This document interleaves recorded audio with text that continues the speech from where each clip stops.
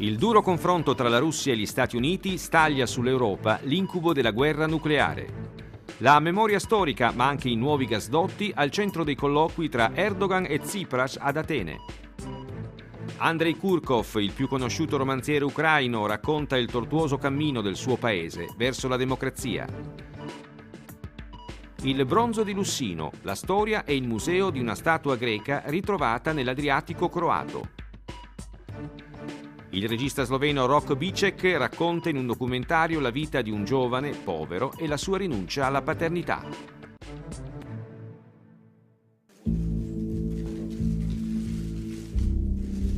30 anni fa Ronald Reagan e Mikhail Gorbaciov firmarono il trattato INF con cui in Europa furono smantellati circa 3.000 missili di corto e medio raggio. L'accordo iniziò anche un parziale disarmo atomico. Ora, 3 decenni dopo, Donald Trump e Vladimir Putin hanno stracciato quell'accordo. Un salto nel passato, nella guerra fredda.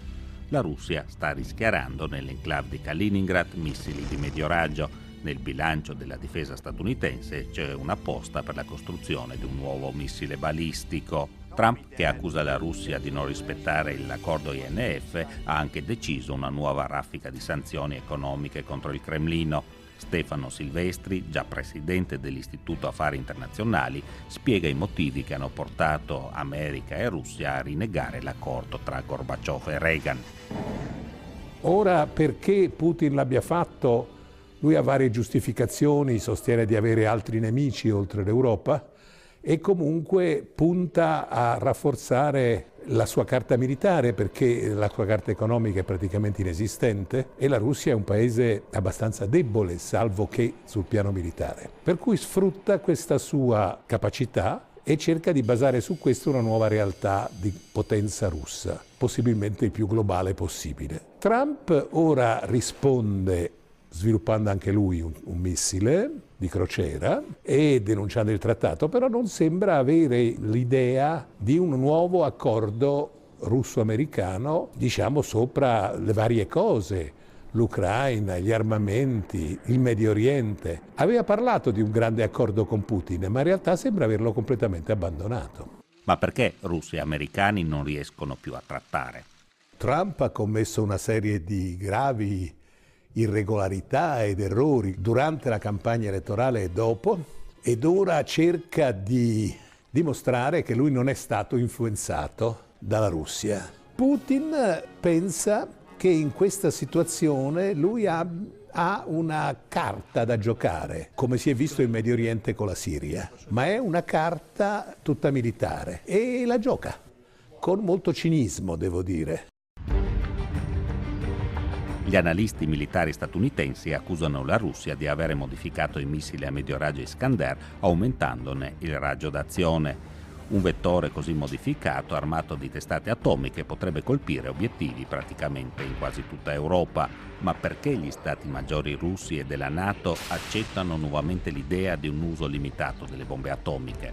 Ci sono due ragioni, tutte e due piuttosto pericolose, ma che sono il fatto che da un lato le testate nucleari si stanno specializzando, stanno diventando sempre più piccole e si stanno specializzando per alcuni compiti. Per esempio ci sono testate che servono per far saltare e attaccare i bunker immessi nelle montagne.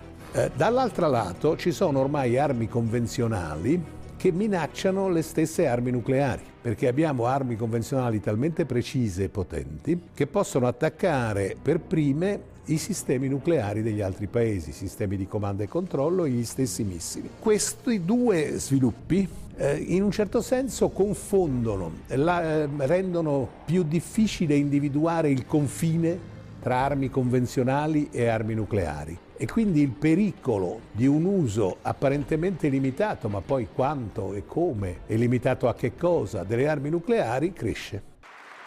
Nei giorni scorsi l'Accademia delle Scienze svedese ha consegnato il premio Nobel Ali Khan, organizzazione che si batte per l'abolizione delle armi nucleari, una scelta giusta ignorata dai decisori al Cremlino e alla Casa Bianca.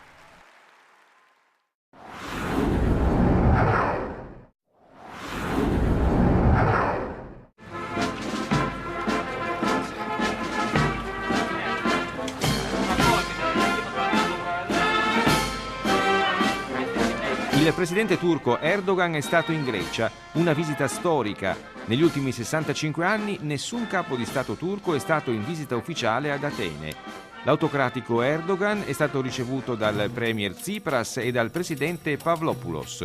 Una visita non facile. I rapporti tra i due paesi sono pesantemente condizionati dal ricordo storico delle guerre che hanno portato alla costituzione delle due nazioni, soprattutto al conflitto seguito alla Prima Guerra Mondiale. Una carneficina che si concluse con gli accordi di Losanna, che sancirono un imponente scambio di popolazioni. I morti e i rifugiati furono nell'ordine di milioni, e per questo si arrivò a cercare una conclusione definitiva con il famoso spostamento di popolazione, in cui 400.000 turchi furono rimpatriati in Anatolia e ben 1.100.000 greci dovettero abbandonare l'Asia Minore, la zona di Smirne, e andare nell'attuale Grecia, prevalentemente nel nord, in Macedonia. Erdogan in Grecia è stato anche a Komotini, in Tracia, nel nord-est del paese, dove nella locale moschea ha partecipato alla preghiera del venerdì. Il presidente turco ha lamentato una pesante discriminazione della minoranza turca da parte delle autorità greche e in questo contesto ha chiesto il rispetto, ma anche una revisione, degli accordi di Losanna del 1924. Gli accordi di Losanna, più che cambiati, andrebbero aggiornati, in quanto all'epoca molte questioni che non sembravano urgenti lo sono diventate nel corso del Novecento. Una questione chiave è la scoperta di ricchi giacimenti di idrocarburi nelle acque dell'Egeo, e non si sa bene a chi appartengano in questo momento, in quanto la Grecia vorrebbe estendere le sue acque territoriali alle 12 miglia previste dal diritto internazionale, ma in una situazione come quella del Mar Egeo con 2000 isolette, questo praticamente equivarrebbe a considerare l'Egeo un mare greco. D'altra parte la Turchia rivendica i suoi diritti, chiede una riduzione dalle 12 miglia a 6, però in altri momenti è arrivata a chiedere il 50% delle acque dell'Egeo, quindi le due posizioni, anche in questo momento, greca e turca, sono esattamente agli antipodi e non si vede una soluzione a breve. Tsipras ed Erdogan, malgrado i dissapori storici, hanno comunque trovato un comune interesse nella gestione degli accordi per bloccare il flusso degli immigrati, ma anche nella realizzazione di un nuovo gasdotto che, attraverso l'Anatolia, potrebbe portare gas russo in Grecia.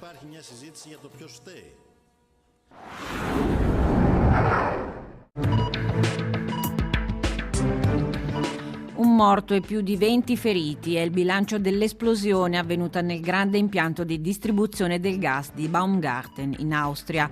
L'impianto è il più importante snodo per la distribuzione del gas proveniente dalla Russia e serve, tra gli altri, anche l'Italia. La funzionalità dell'impianto è stata ristabilita in tempi da record. L'Italia, in caso di emergenza, dispone di circa 12 miliardi di metri cubi di gas, che possono salire a 17 con le riserve strategiche.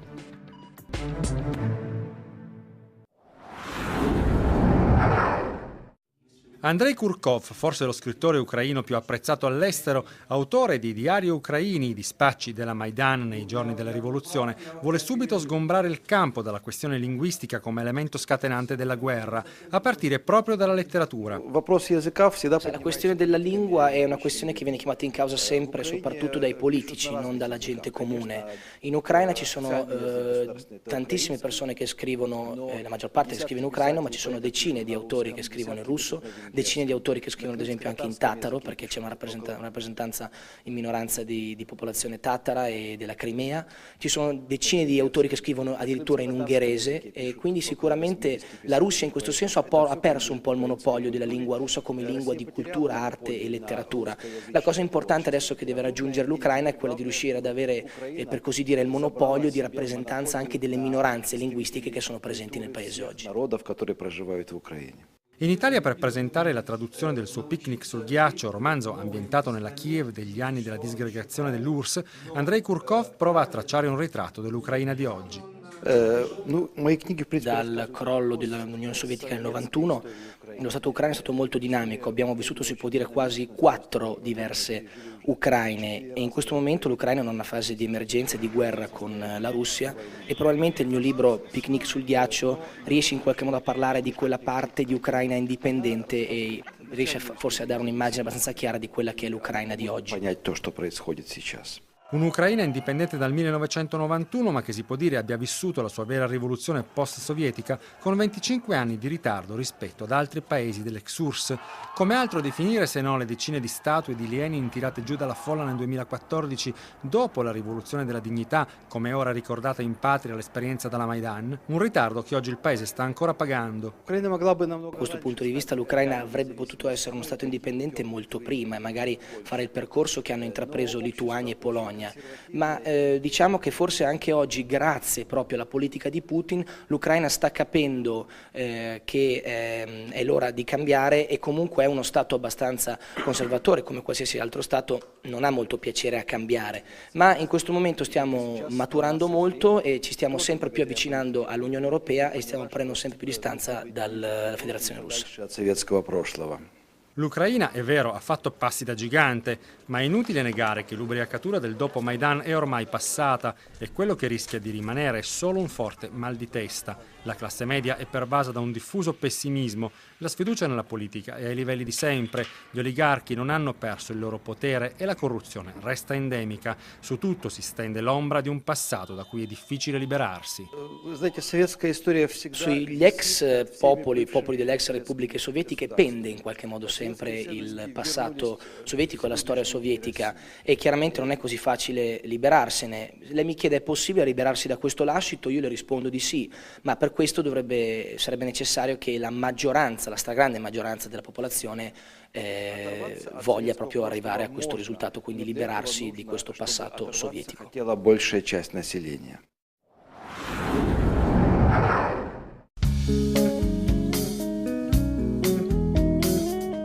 L'atleta di Lussino ha riposato per circa 2000 anni sul fondale del Quarnero a 45 metri di profondità finché nel 1997 il fotografo subacqueo belga René Wouter, immergendosi a mezzo miglio dalla costa di Lussino, l'ha notato.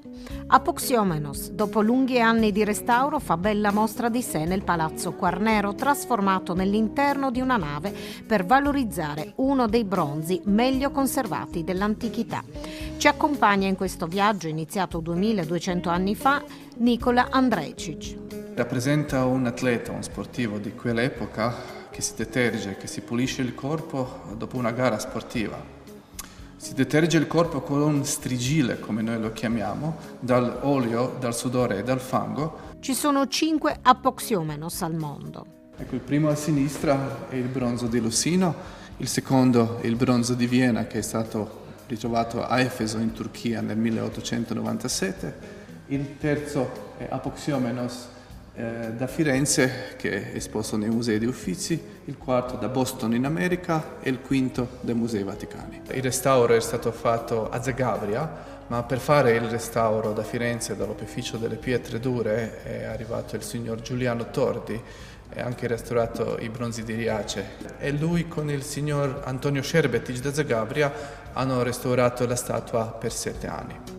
Il bronzo di Lussino era caricato su una nave, forse diretta a Pola o ad Aquileia, e durante una burrasca l'equipaggio, per salvarsi, gettò il bronzo di 300 kg in mare. Apoxiomenos si adagiò a 45 metri di profondità tra 2 scogli, mentre il fondale sotto di lui si riempiva lentamente di sabbia.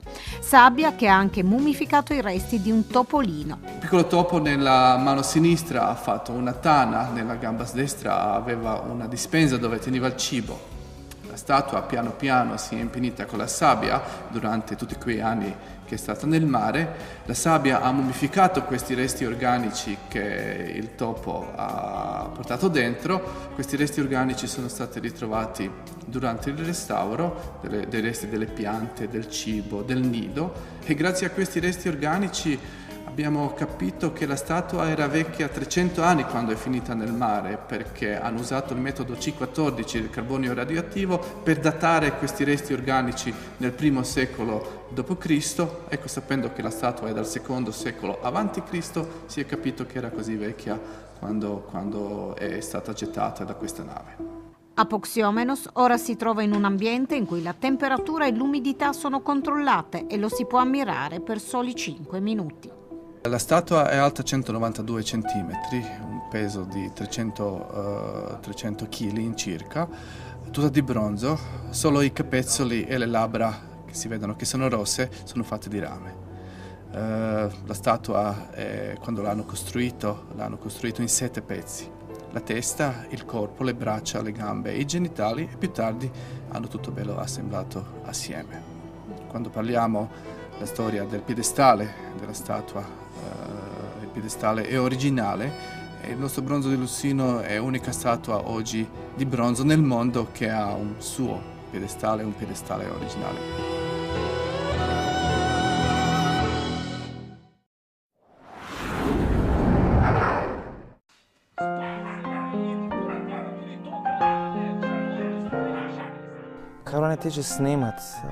I momenti più intimi della loro vita sono stati per me anche i momenti più difficili da riprendere, perché da un lato ci dovevo essere, perché dovevo documentare, ma dall'altro mi rendevo conto che stavo entrando nella privacy della famiglia e che raccontare tutto ciò al mondo rappresenta anche una grande responsabilità. Mi rendevo conto di essere indiscreto e mi chiedevo se forse sarebbe stato il caso di spegnere tutto e lasciarli in pace alla quiete della loro vita.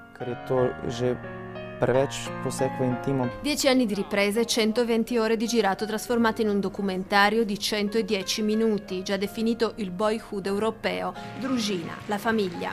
È l'ultimo film di Rok Bicek, regista sloveno, premiato nel 2014 alla Mostra del Cinema di Venezia con la sua opera prima Nemico di classe, vincitore lo scorso agosto alla Settimana della Critica di Locarno. Bicek nell'ultimo film ha seguito per un decennio Matej, prima ragazzino cresciuto con i genitori e il fratello disabili che impara un modo di rapportarsi al mondo e alle emozioni tutto suo. Diventato padre a 20 anni si separa quasi subito da Barbara, iniziando una serie di scontri per occuparsi della piccola Nia. Una vita ai margini, quella ripresa dal 32enne regista sloveno.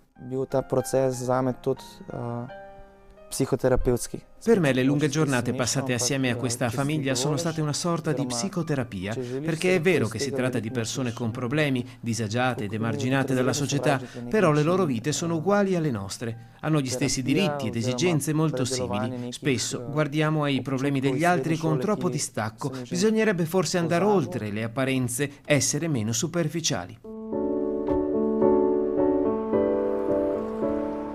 Documentario dalla struttura molto particolare, il regista è infatti anche l'operatore che per lunghi periodi si è praticamente trasferito nella casa della famiglia Reich. Con la telecamera a mano ha seguito i protagonisti sempre e comunque, cogliendo le loro emozioni per poi spostarsi sulle piccole abitudini della vita quotidiana della famiglia senza dar spazio alle interviste dirette, fino a ritrovarsi coinvolto direttamente dagli stessi protagonisti che a un certo punto lo vedevano come parte integrante delle loro vite. Tanto da non capire più se è il regista che decide la scena da riprendere o se è la stessa scena che guida l'operatore nella ripresa. Beh, in questo caso non si può certo parlare di regia nel senso classico del termine. Non avevo a che fare con degli attori, ma con delle persone che interpretavano le loro stesse vite. Non potevo certo dir loro di comportarsi in un modo o nell'altro. L'unica decisione che dovevo prendere era quella di piazzare la telecamera in un posto strategico per poter seguire tutto ciò che stava accadendo. E sì, in certi momenti ho avuto l'intuizione di prevedere ciò che poi è effettivamente successo. Certo, il finale di un giovane papà che per non soffrire e dover litigare continuamente con l'ex compagna per l'affido della figlia decide di rinunciare alla patria potestà non l'ha previsto nemmeno il regista, che con la telecamera ha accompagnato il protagonista in tutti i momenti più difficili. Poi un giorno Rok Bicek ha deciso di spegnere la cinepresa per lasciare a Matej la libertà di continuare a vivere lontano dai riflettori.